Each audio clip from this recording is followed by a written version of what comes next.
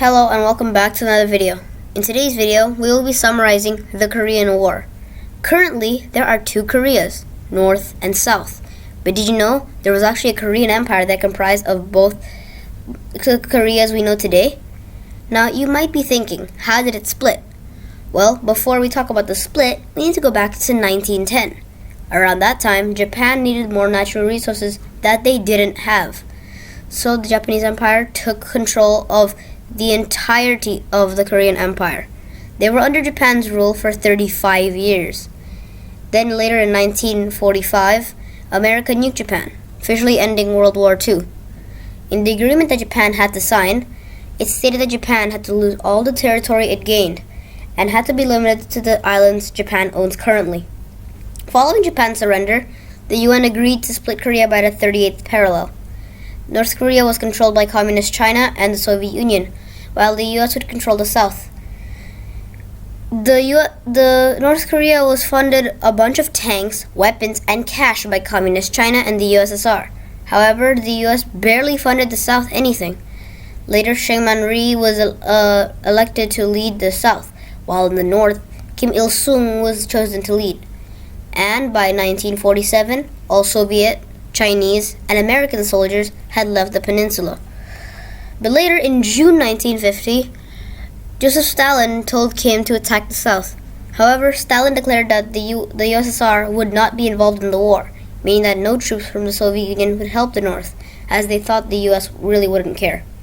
This marked the start of the Korean War, which would ultimately become one of the wars of the Cold War. You see, the Cold War was basically a war of wars, and the Cold War was between capitalism and communism.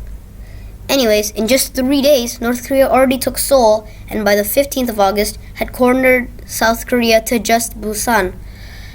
The US and the rest of the UN, besides the USSR and China of course, sent an army made of 15 countries, besides the South themselves, to fight for the South. And instead of fighting back from Busan, they decided to destroy the North's supply line and fight back by going to the West Coast and taking back Seoul. Now the North was being pushed back, and by the end of October that year, it seemed like the South was about to win. But China then realized that the UN forces might keep going, so they decided to take part in the war. In November, the North started pushing the South back, and in mid-January, the North had pushed past the 38th parallel. Later that year, on April, General Douglas MacArthur, the general who helped liberate Southeast Asia, was fired by President Truman. Why? Well, according to Truman, MacArthur kept telling Truman to nuke the Soviets, which was a horrible idea. Even though the Cold War's main combatants was the US and the Soviet Union, they never fought each other head-on and instead made smaller countries fight against one another. This was because at the time, the USSR and USA were the strongest countries and were the only countries who had nuclear weapons.